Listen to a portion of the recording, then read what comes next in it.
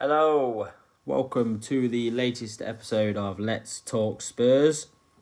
This episode is based on our Carabao Cup match against Chelsea this evening in a game which we won. Come on, boys, on penalties, 5-4. Yep, penalties. I'm as shocked as anybody else. As soon as it went to penalties, I feared the worst because it's Tottenham. We've been let down so many times in the past, but tonight, 5 brilliant penalties. 5 penalties that you couldn't have asked any better for. And we got there. We're through to the next round. It's a cup that majority of the fan base aren't really that bothered about. I personally would rather prioritise other areas, but we're through. Mourinho, the team, and all of us fans, regardless of the trophy, will want to lift the trophy at the end of this season. It's imperative that we win a trophy this season. We'll go into the lineups. Chelsea started Mendy for his debut. A whole new back four for them. Aspilicueta, Tomori, Kurt Zouma, Ben Chilwell. 2 men in midfield of Jorginho and Kovacic. 3 in front of them. Hudson-Odoi on the right, Mason Mount down the middle, Timo Werner on the left, and Olivier Giroud up front. For Spurs, different formation than we've had this season. The first time we've used 3 at the back with 2 wing backs. Start off with Hugo Lloris in goal. I personally thought he would have gone for Hart or Gazzaniga this season. In the cups, mainly Carabao Cup, I thought he would have used Hart in the Europa League and Gazzaniga in the Carabao and FA Cup. We haven't seen Gazzaniga yet this season. I don't know about anybody else, but I personally rate him better than Joe Hart. I know why Hart's been brought in. He's got the experience, English international, won titles with Man City, good for the changing room, I get that. But when Gazzaniga deputised for Lloris last season, I didn't see much that he did wrong. But it's Mourinho's squad, it's his choice. He's our manager, I'll back him no matter what he picks. 3 centre-backs, Eric Dyer, Toby Alderweireld back in after playing in the Europa League last week, and Japhet Tanganga, which is delighted to see Japhet back. He came in last year, made his debut against Liverpool. Since then, he's not done much wrong. He's played at right back, he's played at centre back, he's played at left back, he's played out all across the defence. One very much for the future. But even when you say it's for the future, I think get a few minutes under his belt, get fully fit, he will cause problems for the other centre-backs and he will push for a start. Right wing-back, Serge Aurier, he was in for Matt Doherty. He's a good squad player, Serge. He is reckless, he's clumsy, but on his day he gets up and down the pitch just as well as anybody else. He's non-stop and he can put in some brilliant crosses. On the left, making his debut for us, was Sergio Reguilon. I was ecstatic when we got him into our side. He'd been linked with making his move to Seville permanent all season, been linked with Man U. I'm shocked Real Madrid didn't keep him, but they didn't. He's our player now. I know there's the buyback clause for 2 years and stuff like that, which, yeah, it's not nice knowing that he could just go straight away next summer, but we've got him now. We'll concentrate on that. In the centre of midfield, started with the 3, Moussa Sissoko, Tanguy and Dembele, and making his first start for us was Jedson Fernandez. I personally thought that he was going to be our backup right back this season. After pre-season, he played a lot of his games at right back. But Aurier's still there. Tanganga could play right back. Foyth, who's still there, could still play right back. So he started in centre midfield. And up front we had Eric Lamela and Steven Bergwijn. No Sonne, hamstring. Kane is not the same as he was in knee. He cannot play every game. He cannot. We've got bigger games coming up in different cups and in the league. So we need to make sure he's fit for them. But all in all, first half we were dominated. They kept the ball, moved it well, made our boys chase them for 45 minutes. Got their opening goal through Timo Werner, who for some reason he loves coming to Tottenham Hotspur Stadium and scoring. That's 2 games here, 2 goals here for him. He scored for RB Leipzig in the Champions League last season, now Chelsea. It was, after the first half, can't lie to you, I thought it was going to be a long evening for us. I thought there's no way we're going to get back into this game because they was controlling the possession. We weren't. I think we had 2 chances in the first half. Jedson, when he got in, but Zuma got back, made a good challenge, and Lamela that got Mendy to pull off a save. To be quite honest, we probably created more than they did in the first half, as much as they dominated. The only other chance they had that I can remember was Hudson-Odoi. I think it was Man, put the cross in, Tanganga miscontrolled, went straight over his foot, fell to Hudson-Odoi.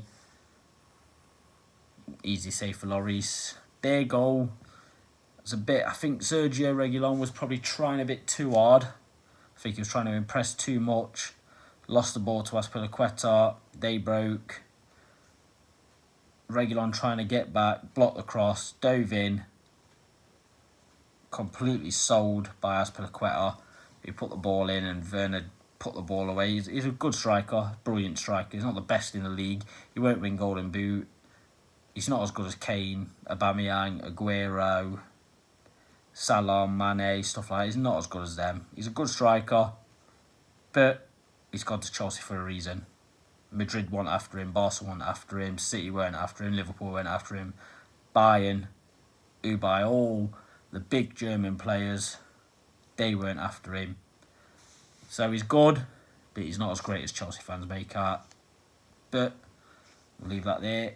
Second half, no changes, same 11, but a completely different approach to the second half. We were pressing like I haven't seen since Pochettino days. We were hungry, we were vicious.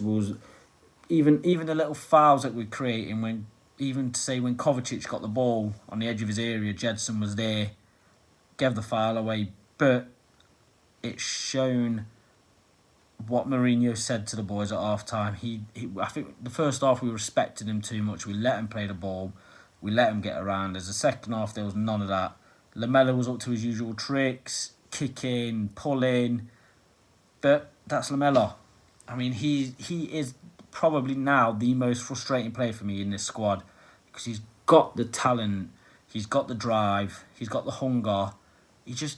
He doesn't know when to release the ball. That's the biggest problem for me. He keeps onto it far too long, whereas he is not a player you want in a counter-attack because he doesn't release it. Instead of 2 touches, instead of getting the ball out of his feet, playing it down the wing or playing it down the middle, he would rather 4, 5, 6 touches. By the time he's had them, they're back in defence and everything's back to normal. But on tonight, like I say, he was pressing from the front, tackling, giving fouls away, not in horrible areas, not in areas that you'll worry about, but just breaking up the play as a front man. Like I said, you don't expect to see Lamela up front. You don't expect him to be the lead striker, but to his credit, he did it. Well done, Eric. Same with Steven Bergwijn. You expect him to come in from the left, play out wide, get down the left wing or right wing, put crosses in, cut in. Tonight he did a job. He pressed. He didn't give him time to rest in the second half. He held it up well, both of them. Got to admit, the Chelsea centre-backs, Zuma, Tomori, they are strong defenders. But R2 held it up well, kept him off the ball. I think after his mistake, Reguilon came on, showing what he's about, bombing up down the left wing, getting good crosses in, still putting tackles in. A brilliant debut for him. He shrugged the mistake off immediately. And I think the big thing for me in situations like that is who you've got around you after making a mistake like that. And the only mistake he made was he gave the ball away in the middle of the field. He jumped into a tackle he didn't have to, and they scored. Okay, yep, a lot of players will keep that about him, have that on him for the rest of the game. But I think it's about who you've got around you. And I know he's getting old now, he's getting on, but Toby Alderweireld is our defensive leader. He knows how to talk to players, he knows how to get his defence in line, he knows what to do. So having someone like that around you, I know Reguilon's English is decent, but it's not brilliant. So having someone like him who spent time at Atletico Madrid, he will speak Spanish, he can keep talking to him non-stop, communicate with him for the 90 minutes. I think he was the best person to have in that defence with Reguilon on his debut tonight. My man of the match, I know Eric Dyer won it on Sky, but my man of the match was Tanguy Ndombele. Again, he was another 90 minutes under his belt. He is not a Harry Winks, a Moussa Sissoko, someone like that. He's not going to be up and down. He's not going to be chasing everyone around the pitch for 90 minutes. He is a creative midfielder. That's where someone like Pierre-Emile Højbjerg comes into it. We've brought him in to sit there in the midfield and let players like Tanguy Ndombele and Giovanni Lo Celso create, get forward, move the ball up the pitch while he will sit there. And the best thing about Højbjerg as well is he will sit there. It proved it when he came on. He gets the ball, moves it. 1-2 touches, gets it, moves it. But he gives the opportunity for Aurier or Doherty down the right, Davis or Reguilon down the left. They will get up and down the pitch completely, non-stop, because they've got a holding midfielder who will sit there and he will not move until those two fullbacks get into position. So I think that gives us so many options. Thankfully, after the Newcastle game, obviously Sonny went off at half-time, Heung-min Son. Mourinho has said tonight that he will be back after the international break, as will Gareth Bale. As long as Wales don't pick Bale, they don't need to pick Bale. He's not played any minutes since the last international break. They don't need to pick him. Let him stay at Spurs, let him train, let him get his fitness back up, and he will be up and running for us, and then meaning he will be up and running for Wales in the next break that they have. The same with Sonny. Korea do not need to pick Son for the next break. Leave him at Tottenham. Let him rest, let him train. It helps everyone in the long run. Kane came off the bench, 20-minute cameo. That's all we needed off him tonight. I mean, he's not going to press like Bergwijn and Lamela. His ankle injuries, his hamstring injuries, and they're going to prevent him from doing that. But he is an all-round his entire game. He's the best centre-forward in the world. Lewandowski might score 50-60 goals a season, but Kane's play, his passing, his vision, his assists, his goals, his heading ability, his strength, he's got everything. Everything you want from a centre-forward, we've got in Harry Kane. So now this is the season to press on, win something. He will now be playing with Bale one side, Sonny one side, Ndombele, Lo Celso behind him. We've got everything. Fingers crossed, guys. Fingers crossed everyone stays fit this season. We get good run. Now this Carabao Cup fixture's done. Thursday out the way against Maccabi Haifa from the Israeli League. I think the leading their league at the minute. Get past them, beat them. Play Man United Sunday, which I do believe we can beat Man U. Say that they're not the Man U they used to be at all. We can get at Man U, just need to cut out silly mistakes. If we can get a victory against Man U, which I do believe that we can, and I do believe that we will, after the international break. The fixture Carabao Cup we ain't got to worry about now till Christmas. FA Cup doesn't come till, I'm sure it's January next year. So between now and Christmas time, it's just Premier League, Europa League. We've got a good enough squad to get as far in them too. But the only complaint I will have about tonight is it proved our need for a centre forward. Not a backup striker. Not someone who can come in when Kane's injured or Kane's tired. It is somebody who can play. It proved tonight rotation for us is key. We need somebody else other than Kane. Lucas Moura is not an out-and-out striker. He cannot come in when Kane's not there. Sonny can. He's proved it and he will do it. But Sonny operates best from the wings. We need to spend that little bit more money on a new striker. We have had a brilliant window. Brilliant. Joe Hart, experienced title winner. Doctor, 12 to 15 million, I believe it was. Højbjerg, just to sit there. He is key to our formation. Bale, back home, on loan. Yes, this season, but I've read somewhere that we have the option for next season as well. If he plays plenty of games, if he does well, get him on loan again next season. His contract's done with Madrid. If he's happy at Tottenham, you can imagine him happy with the money he's earned so far. He will then take a pay cut, stay with us. Obviously, that's just my opinion.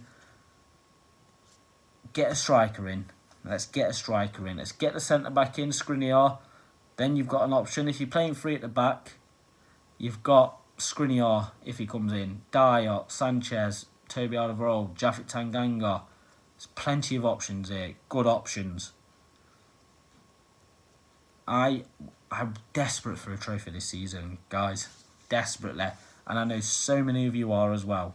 We all are. We can do it with this squad and we can go far in the league as well. You've seen City against Leicester. They're vulnerable at the minute. They've got so many injuries. They've got another match on Thursday and then a match at the weekend as well. International break. You imagine they'll get players back after that.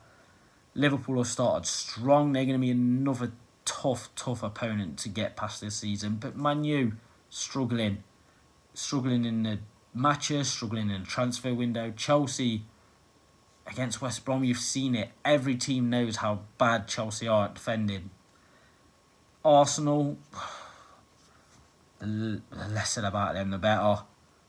And then you've got teams like Everton, Wolves, Leicester. Troubling teams, but not them type of... I don't think with Europa League as well this season, I can't see Leicester mounting that challenge again. They've started well, don't get me wrong. They've got Vardy, who's still, like you say, he gets better with age. But this season, I'm confident that we can win a trophy, do well in the league. You do that next summer, who knows, we can get even bigger players in if needed. But tonight's done. We win 5-4 on penalties. We had Eric Dyer, Eric Lamela, Pierre-Emile Højbjerg, Lucas Moura, Harry Kane. 5 penalties, 5 brilliant penalties, straight in. They scored their 4. 5th penalty, Timo Werner didn't take it. I don't know why he didn't step up. Maybe he was injured. Maybe he bottled it. Who knows? Who cares? I don't care. Mason Mount stepped up, put it wide. The boys are into the next round. Come on, boys. That'll do for now. Until next time, cheers.